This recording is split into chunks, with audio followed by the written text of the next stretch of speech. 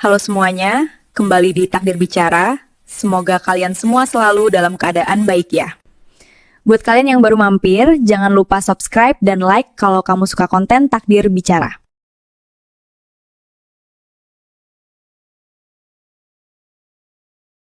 Mulai detik ini, kamu nggak punya hak apa-apa lagi.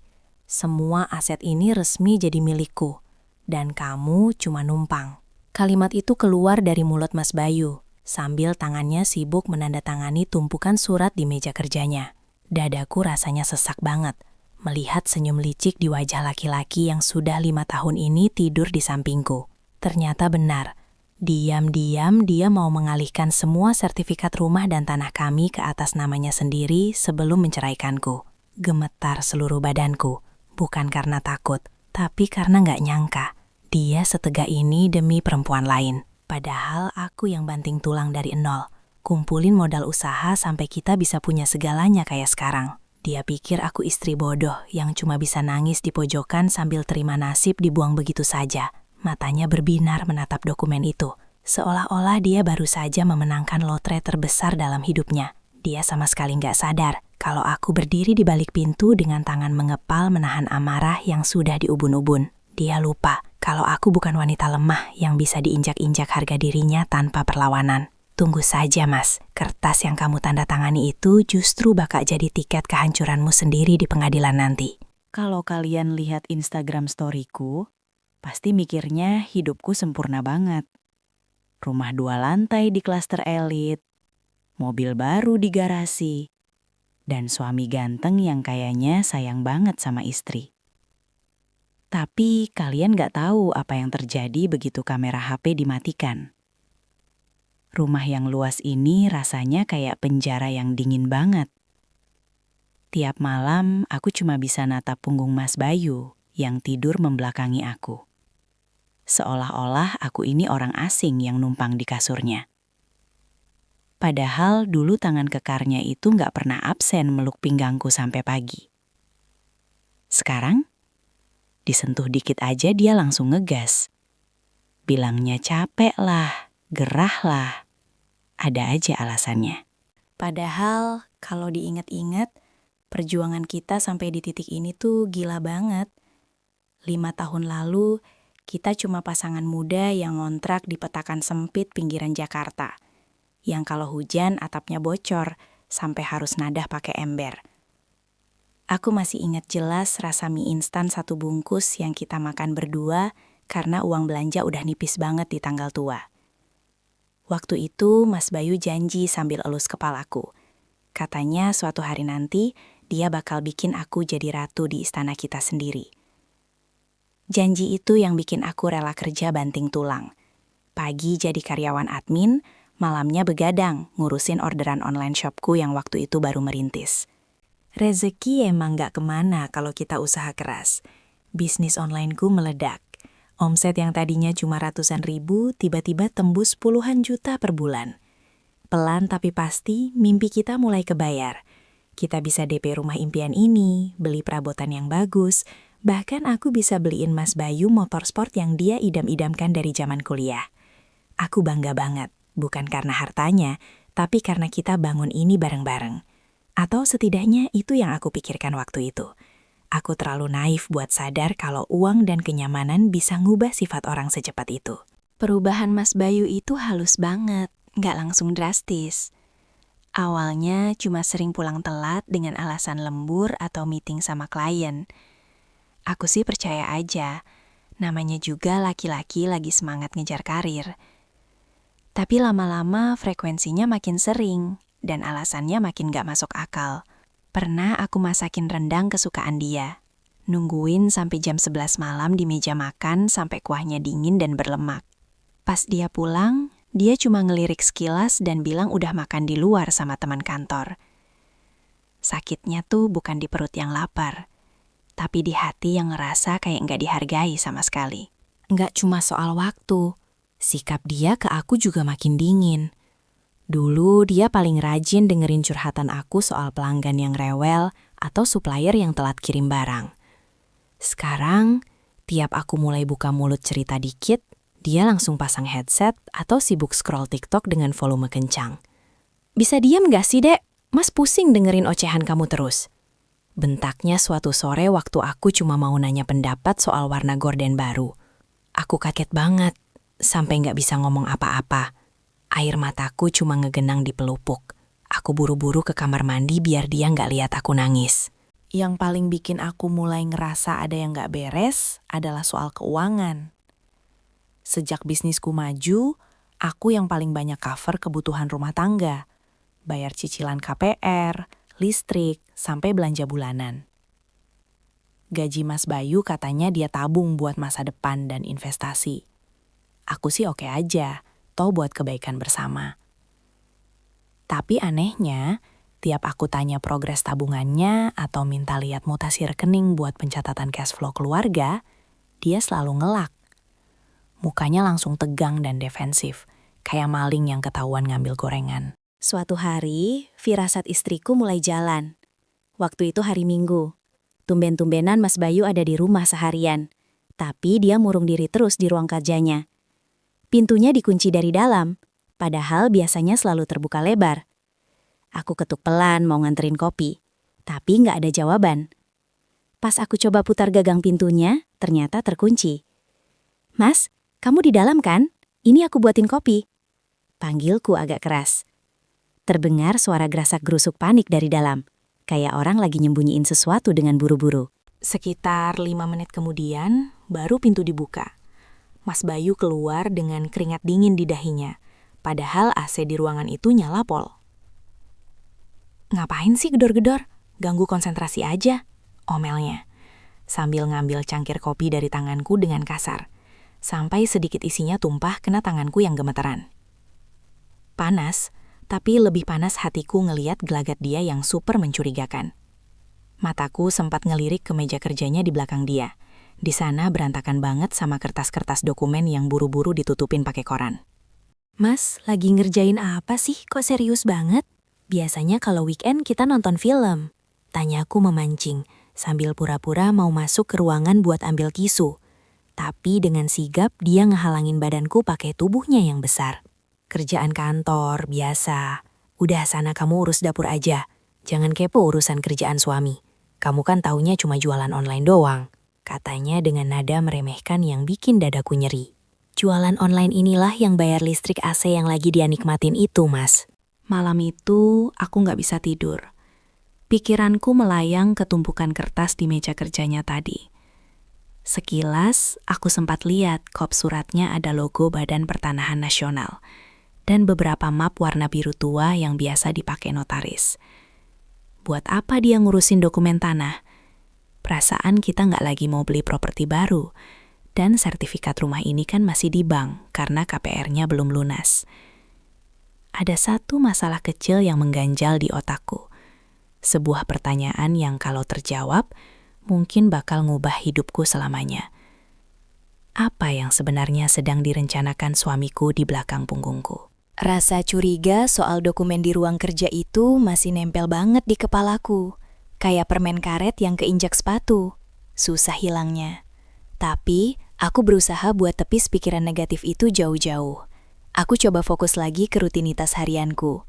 Ngurusin packingan paket all shop yang makin hari makin numpuk. Seharian itu aku sibuk nyatet resi dan balasin chat customer yang nanya kapan dikirim setiap 5 menit sekali. Niatnya sih biar lupa sama kejadian kemarin. Tapi hati kecil istri emang gak bisa dibohongin. Ada rasa gak tenang yang terus-terusan geganjal di dada. Semacam alarm bahaya yang bunyi pelan tapi konsisten. Puncaknya pas aku lagi rekap keuangan bulanan di laptop. Biasalah, tiap tanggal muda aku pasti cek mutasi rekening operasional toko yang juga kita pakai buat tabungan darurat. Mataku langsung melotot pas lihat ada penarikan tunai sebesar 10 juta rupiah via ATM kemarin lusa. Padahal kartu ATM-nya cuma ada 2. Satu di aku dan satu lagi dipegang Mas Bayu buat pegangan kalau ada apa-apa. 10 juta itu bukan uang kecil buat kita, apalagi aku lagi butuh modal buat nambah stok barang lebaran nanti.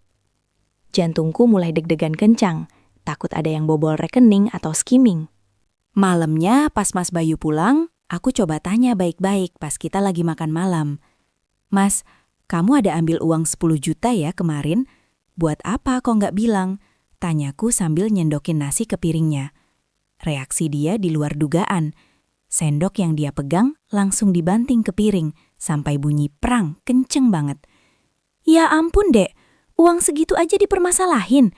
Aku ini suami kamu loh, bukan maling. Itu aku pakai buat talangan proyek kantor, nanti juga diganti. Bentaknya dengan muka merah padam. Aku kaget setengah mati, padahal aku cuma nanya, bukan nuduh. Sejak kapan nanya uang sendiri jadi dosa besar di rumah ini? Belum reda rasa kagetku soal uang, besok paginya ada kejadian yang makin bikin dadaku sesak. Waktu itu jadwal aku nyuci baju kotor. Pas aku lagi milah-milah pakaian Mas Bayu buat dimasukin ke mesin cuci, hidungku nangkep bau yang asing banget dari kemeja biru dongker yang dia pakai kemarin. Itu bukan bau keringat apek atau bau pewangi laundry langganan kita. Itu bau parfum wanita. Manis, floral, dan menyengat. Bau parfum mahal yang jelas-jelas bukan punyaku. Karena aku cuma pakai body mist vanilla biasa yang beli di minimarket. Tanganku gemetar megang kemeja itu. Aku deketin lagi kerahnya ke hidung buat mastiin. Dan baunya makin jelas. Seketika perutku mual, rasanya mau muntah. Otakku langsung traveling kemana-mana. Apa mungkin dia pelukan sama klien? Atau teman kantor? Tapi masa iya baunya bisa nempel sekuat ini kalau cuma cipika-cipiki sopan? Aku terduduk lemas di lantai ruang cuci, megangin kemeja itu sambil nahan air mata. Rasanya kayak ada batu besar yang ngehimpit paru-paru aku. Gak mungkin Mas Bayu kayak gini. Bisikku menyemangati diri sendiri. Berusaha denial sekuat tenaga. Siangnya, pas aku keluar sebentar buat beli sayur di tukang sayur keliling depan komplek, Bu RT yang emang terkenal sebagai CCTV berjalan di komplek kita, tiba-tiba nyapa dengan nada yang agak beda. Jeng, kemarin saya lihat mobil Pajero-nya Mas Bayu parkir di kafe daerah Kemang loh. Saya mau klakson tapi kayaknya lagi asyik ngobrol sama cewek rambut panjang. Cantik deh. Saudara dari kampung ya? Tanyanya sambil milih-milih bayam, tapi matanya ngelirik tajam ke arahku. Pertanyaan itu kayak petir di siang bolong. Aku cuma bisa senyum kecut. Berusaha nutupin rasa malu dan hancur yang campur aduk. Oh iya Bu, itu sepupu jauh Mas Bayu lagi main ke Jakarta. Minta dianterin jalan-jalan. Jawabku asal. Padahal dalam hati aku teriak. Sepupu dari mana? Mas Bayu itu anak tunggal. Dan semua saudaranya ada di Sumatera. Nggak ada yang di Jakarta. Pulang dari tukang sayur, kakiku rasanya berat banget buat melangkah. Ternyata bukan cuma perasaanku aja. Orang lain pun udah mulai melihat gelagat aneh suamiku. Sore itu Mas Bayu pulang lebih awal dari biasanya. Tapi bukannya nyari aku atau anak-anak, kalau ada, dia langsung masuk kamar dan sibuk sama HP-nya. Dulu HP-nya geletak sembarangan di meja makan atau sofa. Sekarang HP itu kayak ditempel pakai lem di tangannya. Ke kamar mandi dibawa, tidur ditaruh di bawah bantal. Dan yang paling mencurigakan, passwordnya diganti. Pernah aku iseng mau pinjem buat pesen ojek online karena HP-ku mati. Dia langsung nyamber HP-nya kayak orang kesurupan. Pakai HP kamu sendiri kenapa sih? Jangan lancang buka-buka privasi orang. Hardiknya kasar. Sejak kapan suami istri main privasi-privasian soal HP? Kecurigaan itu makin valid pas malam harinya dia bilang ada tugas mendadak. Dek, besok Mas harus dinas luar kota ke Bandung 3 hari. Ada meeting penting sama investor besar. Gak bisa ditolak. Katanya datar tanpa natap mataku. Nadanya dingin, kayak lagi bacain teks proklamasi. Biasanya kalau dinas luar, dia pasti ngeluh males ninggalin rumah. Minta disiapin bekal, minta dipijitin dulu. Kali ini, dia kelihatan semangat banget. Matanya berbinar-binar kayak anak kecil mau karya wisata. Aku nawarin diri buat bantuin packing bajunya ke koper. Hal yang selalu aku lakuin selama 5 tahun nikah. Tapi dia nolak mentah-mentah. Gak usah, aku bisa sendiri. Kamu urusin aja daganganmu itu. Tolaknya ketus sambil nutup resleting koper buru-buru. Tapi Tuhan emang maha baik. Dia selalu punya cara buat nunjukin bangkai yang disembunyiin. Pas Mas Bayu lengah ke kamar mandi, aku lihat ada selipan kertas nyembul dari saku celana jeans yang baru dia masukin koper. Tangan nakalku bergerak cepat ngambil kertas itu. Itu bukan tiket travel ke Bandung, tapi struk pembayaran booking hotel bintang 5 di Puncak. Untuk 2 orang. Tanggalnya mulai besok. Duniaku rasanya runtuh seketika saat membaca struk booking hotel itu. Deluxe room, king bed, tertulis jelas di sana. Lengkap dengan tanggal check-in besok siang. 2 orang. Puncak. Jadi ini yang dibilang dinas ke Bandung? Tanganku gemetar hebat sampai kertas struk itu hampir sobek karena ku remas saking kuatnya. Aku buru-buru selipin balik struk itu ke saku celana jeansnya sebelum dia keluar dari kamar mandi. Aku harus pura-pura bodoh dulu. Kalau aku labrak sekarang tanpa persiapan, dia pasti bakal ngeles dengan 1001 alasan. Bilang itu buat klien lah, atau salah cetak lah. Aku butuh bukti yang lebih kuat. Bukti yang gak bisa dia bantah lagi. Besok paginya, Mas Bayu pamit dengan gaya yang sok sibuk banget. Dia pakai kemeja batik terbagus yang aku beliin pas ulang tahunnya bulan lalu. Parfumnya nyengat banget, sampai satu ruangan bau wangi. Mas berangkat dulu ya, doain lancar. Jangan lupa kunci pintu, jangan keluyuran. Pesannya sambil nyium keningku sekilas. Ciuman itu terasa dingin dan hampa, beda banget sama dulu. Aku cuma ngangguk, berusaha nahan air mata yang nyak tumpah di depan dia. Begitu mobilnya keluar pagar, aku langsung beraksi. Aku nggak diam aja di rumah, nangis-nangis. Aku hubungi ojek langganan yang biasa bantu kirim paket all shopku. Namanya Kang Asep. Kang, tolongin saya, ini darurat, tapi jangan bilang siapa-siapa ya. Anterin saya buntutin mobil suami saya sekarang. Pintaku lewat telepon dengan suara bergetar. Kang Asep yang emang baik banget langsung standby. Kita ngikutin mobil Mas Bayu dari jarak aman. Benar dugaan. Mobilnya nggak mengarah ke tol Cipularang arah Bandung, tapi malah belok ke arah Jagorawi menuju Puncak. Hati ini rasanya disayat-sayat sembilu. Tiap kali lihat mobil itu melaju santai, seolah-olah penumpangnya nggak punya beban dosa sedikit pun. Sampai di sebuah rest area di daerah Sentul, mobil Mas Bayu berhenti. Aku minta Kang Asep parkir agak jauh. Dari balik kaca helm, aku ngintip dengan jantung mau copot. Pintu mobil Mas Bayu terbuka, tapi bukan dia yang keluar duluan. Seorang wanita turun dari pintu penumpang depan. Rambutnya panjang lurus, bajunya dress pendek yang ngepas badan.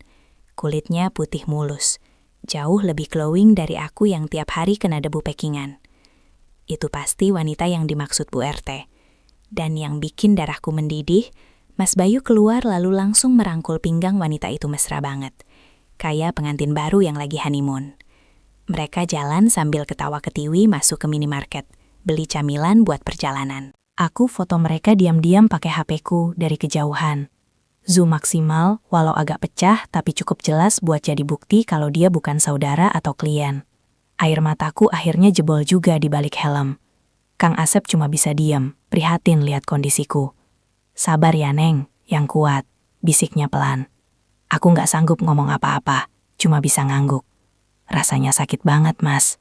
Tega kamu hianati semua perjuangan kita, cuma demi kesenangan sesaat kayak gini. Aku nggak lanjutin buntutin mereka sampai ke hotel. Hatiku udah terlalu hancur dan bukti foto ini udah cukup. Aku memutuskan pulang ke rumah buat nyiapin kejutan lain. Tapi pas sampai di rumah, ada satu hal lagi yang bikin aku penasaran setengah mati. Dokumen-dokumen di ruang kerjanya yang waktu itu dia sembunyiin. Mumpung dia lagi asyik selingkuh di Puncak, ini saatnya aku bongkar semuanya. Aku cari kunci cadangan ruang kerja yang dulu pernah dia kasih, tapi katanya hilang.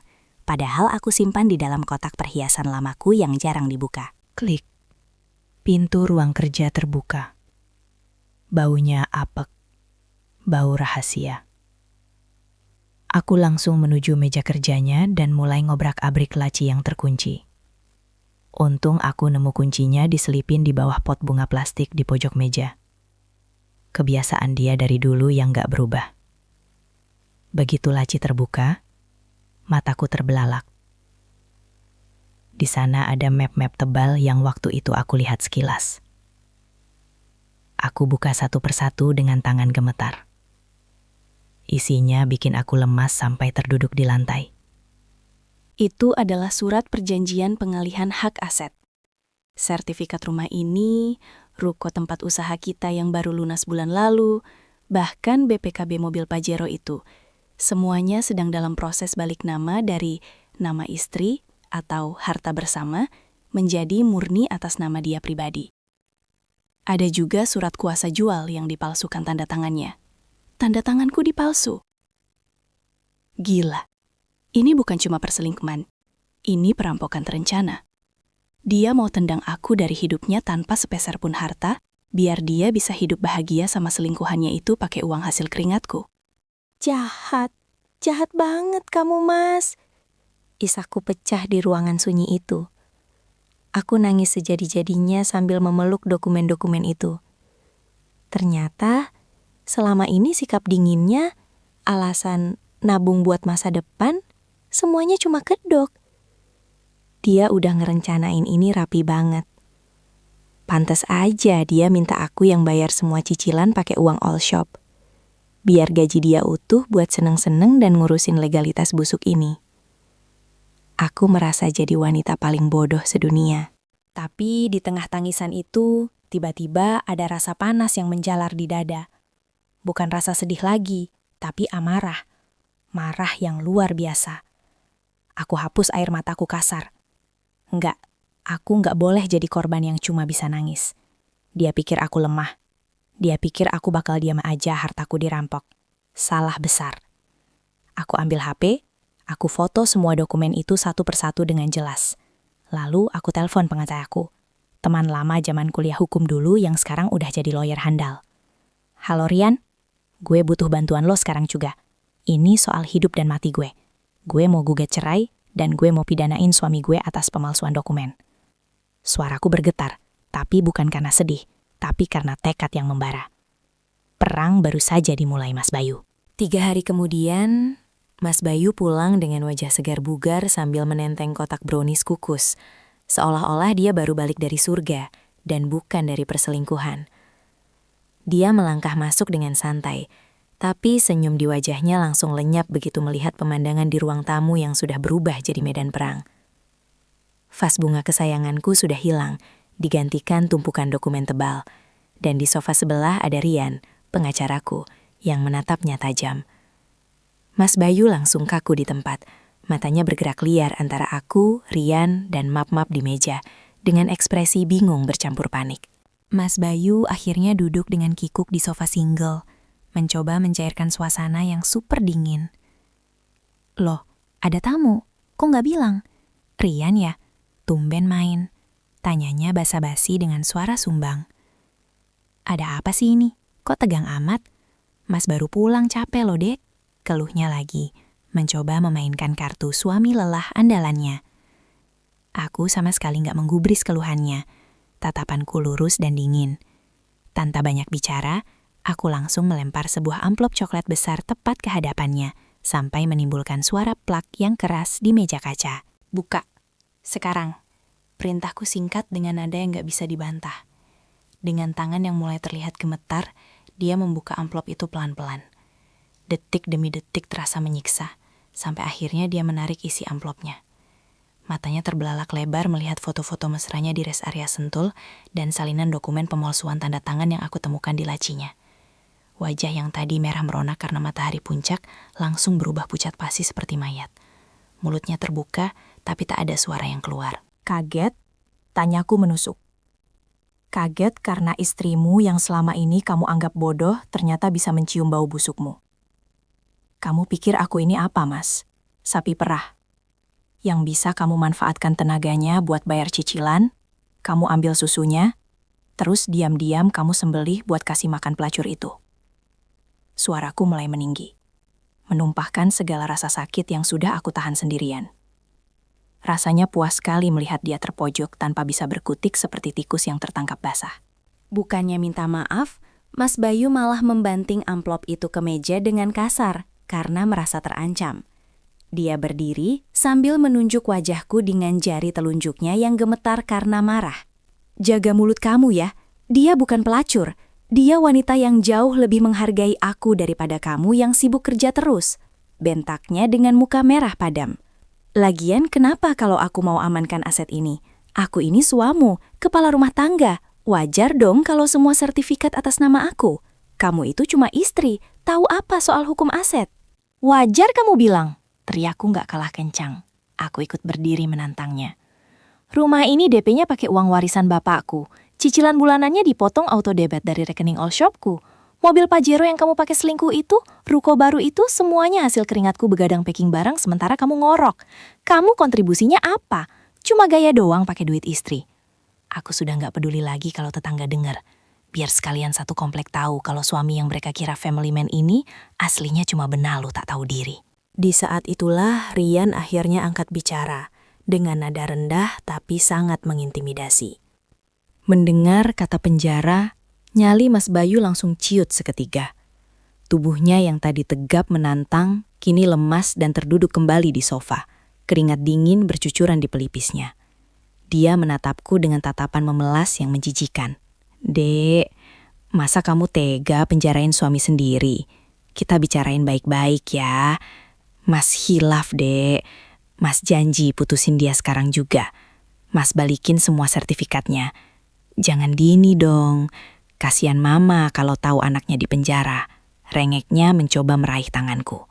Aku menepis tangannya kasar. Jijik rasanya disentuh oleh pengkhianat. Hilaf itu sekali, Mas. Kalau direncanakan berbulan-bulan sampai memalsukan dokumen, itu bukan hilaf, itu jahat. Dan jangan berani-berani bawa nama mama kamu. Harusnya kamu mikir itu sebelum masuk kamar hotel sama perempuan lain. Aku menarik napas panjang. Mulai detik ini, kamu angkat kaki dari rumahku. Bawa semua barang rongsokanmu dan jangan ada yang tersisa. Proses cerai jalan terus. Dan soal pidana, tergantung seberapa cepat kamu balikin asetku. Tanpa menunggu lama, dia menyeret koper yang bahkan belum sempat dibongkarnya. Berjalan gontai keluar rumah seperti orang kalah perang. Aku mengikutinya sampai ke pintu gerbang, memastikan dia benar-benar pergi. Begitu taksi online jemputannya datang, dia sempat menoleh sekali lagi dengan tatapan penuh penyesalan. Tapi aku langsung membanting pintu gerbang besi itu keras-keras, tepat di depan wajahnya.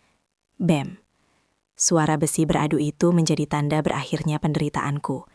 Aku mengunci gemboknya rapat-rapat, lalu merosot duduk di balik pagar. Menangis lega karena parasit di hidupku akhirnya pergi selamanya. 2 tahun sudah berlalu sejak malam pengusiran itu. Dan rasanya hidupku berputar 180 derajat. Bisnis online shop yang dulu sering diremehkan Mas Bayu, sekarang sudah berkembang jadi PT. Punya gudang sendiri dan belasan karyawan yang solid. Rumah yang dulu terasa dingin kayak kuburan, sekarang kembali hangat dan penuh tawa. Apalagi setelah aku renovasi total bekas ruang kerja keramat itu jadi ruang santai yang nyaman. Gak ada lagi drama, gak ada lagi tekanan batin, dan yang paling penting, gak ada lagi parasit yang menggerogoti saldo rekeningku diam-diam. Tuhan memang maha adil. Putusan pengadilan setahun lalu benar-benar memihak padaku. Hakim memutuskan semua aset, rumah, ruko, dan mobil jatuh ke tanganku sebagai harta bawaan dan hasil keringatku sendiri yang bisa dibuktikan lewat audit rekening. Mas Bayu? Dia keluar dari sidang dengan tangan kosong dan kepala tertunduk. Apalagi ancaman pidana penipuan itu bikin dia kehilangan pekerjaan di kantor lamanya. Perusahaan mana yang mau mempekerjakan manajer yang punya catatan kriminal memalsukan dokumen? Karirnya tamat seketika. Suatu sore yang cerah, aku baru saja selesai meeting dengan klien di sebuah mal besar di Jakarta Selatan. Sambil nunggu sopir menjemput di lobi, mataku nggak sengaja menangkap sosok laki-laki yang lagi duduk di trotoar dekat parkiran motor, sedang makan nasi bungkus dengan lahap. Penampilannya lusuh, jaketnya kusam kena debu jalanan, dan wajahnya terlihat jauh lebih tua dari usianya. Aku menyipitkan mata, mencoba mengenali sosok itu. Jantungku berdesir pelan, bukan karena cinta, tapi karena rasa kaget yang luar biasa. Itu Mas Bayu. Laki-laki yang dulu selalu necis pakai kemeja bermerek dan parfum mahal, sekarang kurus kering dan kulitnya terbakar matahari. Rambutnya yang dulu rapi, kini agak gondrong tak terurus. Dan ada kantung mata hitam yang tebal di wajahnya. Dengar-dengar dari Bu RT yang masih suka update info, selingkuhannya langsung kabur begitu tahu Mas Bayu dipecat dan gak punya harta apa-apa lagi. Katanya sih perempuan itu malah nikah sama bos di tempat kerja barunya. Ironis banget. Mas Bayu kehilangan ratu yang tulus demi mengejar pengemis yang cuma mau hartanya. Dan sekarang dia sendiri yang jadi pengemis. Entah kenapa, Mas Bayu tiba-tiba menoleh ke arah lobi. Tatapan kami bertemu. Dia berhenti mengunyah. Mulutnya ternganga melihatku berdiri di sana dengan dress elegan dan tas branded hasil kerja kerasku sendiri. Ada kilatan rasa malu yang luar biasa di matanya. Dia buru-buru menutup kotak makannya dan mencoba berdiri. Mungkin mau menghindar atau justru mau menyapa. Tapi kakinya kelihatan pincang. Mungkin efek kecapekan narik ojek seharian demi sesuap nasi. Deh, panggilnya lirih. Suaranya serak tertelan bisingnya klakson mobil. Dia melangkah ragu mau mendekat. Tangannya terulur sedikit seolah minta belas kasihan. Dulu tangan itu yang sering menunjuk-nunjuk mukaku dengan sombong. Sekarang tangan itu kotor dan gemetar. Aku melihat cincin kawin kami sudah gak ada di jarinya. Mungkin sudah dijual buat makan atau bayar kos-kosan murah. Pemandangan ini benar-benar menyedihkan. Tapi anehnya, hatiku sudah beku. Gak ada rasa ingin menolong. Karena aku tahu, dia ada di posisi itu karena pilihannya sendiri. Belum sempat dia mendekat, security mall sudah duluan menegurnya karena dia parkir motor sembarangan di area drop-off mobil. "Woi pak, jangan parkir di situ, minggir!" bentak satpam itu kasar. Mas Bayu kaget. Dia menunduk takut-takut sambil minta maaf, persis seperti orang yang sudah kehilangan harga dirinya. Dia melirikku sekali lagi dengan mata berkaca-kaca, tatapan penuh penyesalan yang amat sangat dalam. Dia berharap aku membela dia, tapi aku cuma diam mematung. Mobil Alphard jemputanku akhirnya datang. Sopirku membukakan pintu dengan sopan. Sebelum masuk, aku menatap Mas Bayu untuk terakhir kalinya. Aku berikan senyum tipis. Bukan senyum mengejek, tapi senyum perpisahan. Senyum yang bilang, "Aku sudah bahagia, dan kamu cuma masa lalu." Mas Bayu cuma bisa menatap nanar saat kaca mobil perlahan menutup, memisahkan dunia kami yang sekarang sudah beda kasta. Dia kembali duduk di trotoar, menunduk dalam-dalam sambil meremas rambutnya frustasi. Di dalam mobil yang sejuk, aku menghela napas panjang. Lega rasanya. Ternyata benar kata orang. Balas dendam terbaik itu bukan dengan membalas kejahatan, tapi dengan menjadi sukses dan bahagia. Melihat dia hancur bukan karena tanganku, tapi karena ulahnya sendiri adalah karma paling sempurna. Dia pernah bilang aku gak layak dapat apa-apa, tapi sekarang semesta membuktikan sebaliknya. Akulah yang layak mendapatkan segalanya, sementara dia kehilangan segalanya. Buat kalian para istri yang sedang berjuang di luar sana, jangan pernah takut melepaskan apa yang menyakiti kalian. Jangan pertahankan racun cuma karena takut sendirian. Ingat, rezeki istri yang dizolimi itu deras, dan doa orang yang teraniaya itu gak ada hijabnya. Jadilah wanita mandiri yang punya harga diri, biar kalau ada laki-laki yang macam-macam, kita bisa tendang dia jauh-jauh tanpa ragu. Karena pada akhirnya, kebahagiaan itu kita yang ciptakan, bukan tergantung pada laki-laki yang gak tahu diuntung. Sekian ceritaku. Semoga jadi pelajaran buat kita semua.